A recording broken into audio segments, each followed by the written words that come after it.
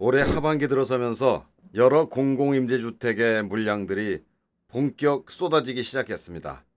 SH서울주택도시공사는 엊그제 9월 27일 2차 서울 리츠 행복주택 입주자 모집 공고를 내놨습니다. 바로 찾는 알찬 정보 바로 TV. 안녕하세요. 바로TV입니다. 9월달 들어서 며칠 전 국민임대주택 모집 공고가 나왔고 이어서 행복주택 모집 공고가 나왔습니다. 국민임대주택, 행복주택, 매입임대주택, 장기전세주택 이런 장기 공공임대주택은 하반기에 집중적으로 몰려서 나옵니다. 이번 물량은 총 181호로 그리 많지는 않지만 국민임대주택이 보통 월평균 소득 70% 이내로 묶여있는 상황 속에서 일정한 대안이 될 수는 있습니다. 즉 좀 더 소득이 나은 무주택 서민들로서는 마땅히 신청조차 할 공공임대주택이 부족하기만 합니다. 장기 전세주택이라고 있지만 그 물량도 한정적이고 무엇보다 몇억 원의 전세자금도 적지 않은 부담이죠. 그래서 행복주택이 있습니다. 행복주택 소득기준은 보통 최대로 월평균 120%에서 130%까지이고 시중 시세 대비 60%에서 80% 정도의 조건이라고 하지만 체감 조건은 더 저렴해 보입니다. 국민임대주택에 비하면 상대적으로 조금은 더 비싼 편이지만 지금 같은 부동산 폭등 시대, 전월세 폭등 시대에 6년, 10년, 최대 20년까지 집주인 눈치 보지 않고 보증금 떼일 걱정 없이 그럴듯한 아파트에서 저렴하게 지낼 수 있는 금쪽 같은 기회가 됩니다.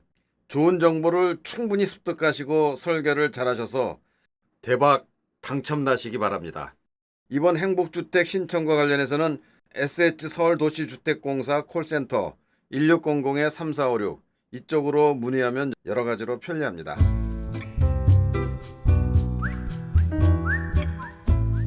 자, 그러면 먼저 공급 일정부터 보도록 하겠습니다. 9월 27일 입주자 모집 공고일, 이날은 청약 자격이나 가점 사항의 판단 기준일이 되는 아주 중요한 날입니다. 행복주택 청약 접수는 인터넷 청약 시스템으로 받습니다. 그래서 인터넷 청약 접수 기간은 10월 7일과 10월 8일 그리고 10월 12일 이렇게 3일간입니다. 단 정보 취약계층은 SH공사 방문 청약도 가능한데 10월 12일 아침 9시부터 오후 4시까지입니다. 서류심사 대상자 발표일은 10월 15일, 당첨자 발표는 내년 1월 14일입니다. 그리고 입주 예정은 내년 3월부터 이렇게 됩니다. 다음 공급 현황입니다. 이번 공급 물량은 총 181호인데요. 행복주택 중에서도 이 리치 행복주택의 공급 물량은 보통 그리 많은 편은 아닙니다.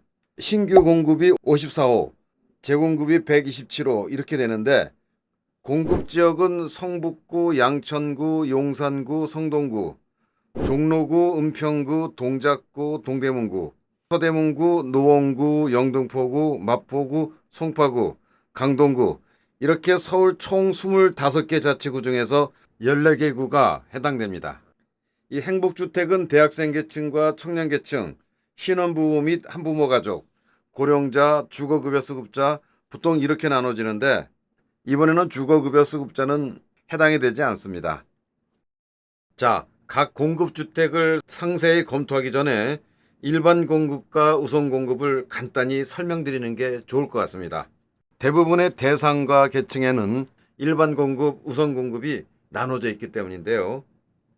일반 공급은 청약 신청자가 서울시 및 연접 도시에 거주하거나 재학하거나 또는 업무 중이면 해당이 됩니다. 그리고 그 중에서도 해당 자치구에 거주 또는 근무 중이면 우선 공급의 혜택이 주어집니다. 이 우선 공급 신청자는 탈락할지라도 일반 공급으로 전환되어서 한 번 더 기회를 갖게 됩니다. 자, 이렇게 해서 다음 신규 공급부터 좀 볼까요? 시간 관계상 이 많은 것을 다 볼 수는 없고 우선 맨 처음에 나와 있는 성북구 보문 리시빌 하운트 보문 2지구 39 타입 이걸 보도록 하겠습니다. 신혼부부가 17호, 그중 우선 공급이 10호이고 일반 공급이 7호, 그래서 보증금 1억 900만 원 정도의 월 임대료 39만 원입니다. 이 행복주택도 상호 전환 제도가 있습니다. 보증금을 더 내고 대신 월 임대료를 절약하는 방식, 이 경우는 임대료 20%까지가 전환이 가능하고 전환 이율은 6%에 해당됩니다. 거꾸로 보증금을 줄이는 대신에 월 임대료를 좀 더 내는 방식. 이 경우에는 임대 보증금의 20%까지가 전환이 가능한데 전환 이율은 2.5%입니다. 모든 신청자들이 이 두 가지가 다 가능한데 자신의 형편과 이유를 따져가면서 한번 선택해 보시면 여러 가지로 도움이 될 겁니다. 자, 이번 보문지구의 경우에도 한번 보도록 하겠습니다. 보증금을 최대 1억 2,450만 원으로 하는 대신에 월 임대료를 약 7만 8천 원 전략해서 31만 2천 원 이렇게 됩니다. 거꾸로 보증금을 8,700으로 줄이고 대신 임대료를 43만 5천 원, 약 4만 5천 원 정도 더 부담하는 방법도 있습니다. 다음 그 밑에 고령자를 보도록 하겠습니다. 우선 공급이 5호, 보증금이 1억 3천만 원 정도에 월 임대료가 37만 원. 이것을 상호 전환할 경우 보증금 1억 1,800만 원에 임대료가 29만 6천 원 정도. 거꾸로 보증금을 8,280만 원으로 줄이면 임대료가 41만 4천 원 정도 이렇게 됩니다. 나머지 주택들도 보실 수 있도록 화면을 구성했습니다. 잠시 화면을 멈추시고 필요한 부분을 검토하시면 좋겠습니다. 그리고 이 자료들은 본 영상 아래 설명란에다가 링크를 걸어서 올려놓겠으니까 다운받으셔가지고 꼼꼼히 검토하시면 많은 도움이 될 겁니다. 다음 신청 자격 및 입주자 선정 방법입니다. 행복주택은 여러 대상과 계층으로 나눠지는데 각 입주 자격과 소득 기준, 자산 기준, 자동차 기준, 청약 통장 기준 이런 것들이 다 다릅니다. 그래서 얼핏 보시면 한창 복잡해 보이지만 자신이 해당되는 대상은 한정되어 있을 테니까 그 부분에 집중하시면 한결 편할 겁니다. 어쨌든 여러 가지로 좀 복잡하기 때문에 도표를 제작해서 알기 쉽게 설명드리려고 합니다. 행복주택의 모든 신청자와 구성원들은 당연히 모두 무주택자여야 하고 무주택 세대 구성원이 되어야 합니다. 그래서 먼저 무주택 세대 구성원에 대해서 좀 더 살펴보고 넘어가겠습니다. 이 무주택 세대 구성원은 누구나 공급 신청자가 될 수 있습니다. 단 한 세대에서 중복 신청은 금지되어 있어서 모두 무효 처리되니까 주의하셔야 되겠습니다. 이 무주택 세대 구성원은 첫째 신청자 본인이 있겠죠. 그리고 신청자의 배우자. 단 이 신청자의 배우자는 별거를 하고 있거나 세대 분리가 되어 있다 할지라도 반드시 하나의 세대 구성원에 포함됩니다. 그 외에 신청자의 직계존속 및 신청자 배우자의 직계존속, 신청자의 직계비속 및 신청자 직계비속의 배우자, 그리고 신청자 배우자의 직계비속 이렇게 약간 복잡하게 설명이 되어 있는데요. 직계존속이라고 하면 직계의 윗사람들, 즉 부모님, 조부모님 이렇게 생각하시면 됩니다. 직계비속이란 직계의 아랫사람들, 즉 자식과 손주 이렇게 됩니다. 행복주택의 대상은 대학생 계층, 청년 계층, 신혼부부 계층, 고령자 이렇게 됩니다. 이번에는 주거급여 수급자는 따로 해당이 되지 않습니다. 먼저 대학생 계층과 청년 계층을 보겠습니다. 이들은 모두 미혼 상태여야 합니다. 대학생 계층은 대학생과 취업준비생으로 나뉘는데 대학생이란 상식적으로 이해하면 될 것 같습니다. 재학 중이거나 다음 학기에 입학 또는 복학 예정자 이렇게 됩니다. 취업준비생은 학교를 졸업하거나 중퇴한 지 2년 이내의 사람. 청년 계층 중에 청년이란 만 19세 이상 39세 이하인 사람. 사회초년생은 소득 업무 종사 기간이 5년 이내인 사람들 중에서 소득 업무 종사 중인 자, 퇴직 후 1년 이내의 사람 중 구직급여 수급 자격이 인정받고 있는 자, 예술인 복지법상의 예술인 이렇게 됩니다. 다음 신혼부부 계층 중 신혼부부란 혼인 중에 7년 이내 또는 만 6세 이하 자녀를 둔 자, 예비 신혼부부란 혼인 계획 중이며 입주 전까지는 혼인신고를 하는 자 이렇게 됩니다. 한부모 가족은 뱃속 태아를 포함해서 만 6세 이하 자녀를 둔 한부모입니다. 고령자는 만 65세 이상의 사람을 얘기합니다. 신청자들은 모두 소득 기준, 자산 기준, 자동차 기준, 청약 통장 기준이 주어지는데요. 각각 보시겠습니다. 먼저 소득 기준부터 볼까요? 대학생 계층은 신청자 본인 및 부모의 월 평균 소득 합계, 이것이 전년도 도시근로자 가구원수별 가구당 월 평균 소득 하고 말이 좀 길기 때문에 흔히 월 평균 소득 이렇게 줄여서 말합니다. 어쨌든 이 월 평균 소득의 100% 이하여야 됩니다. 단 1인 가구는 120%, 2인 가구는 110%, 3인 이상 가구는 100% 이하여야 합니다.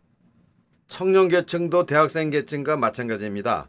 1인 가구는 120%, 2인 가구는 110%, 3인 이상 가구는 100% 이렇게 되는데 지금 화면에 각 월 평균 소득 도표가 나오고 있으니까 해당 사항들을 보시면 좋겠습니다.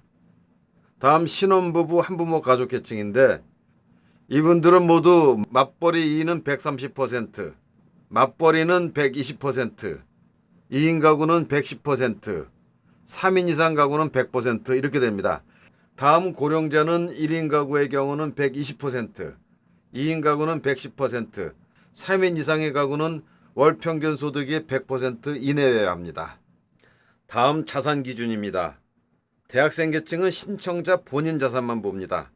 7,200만 원 이하이면 됩니다.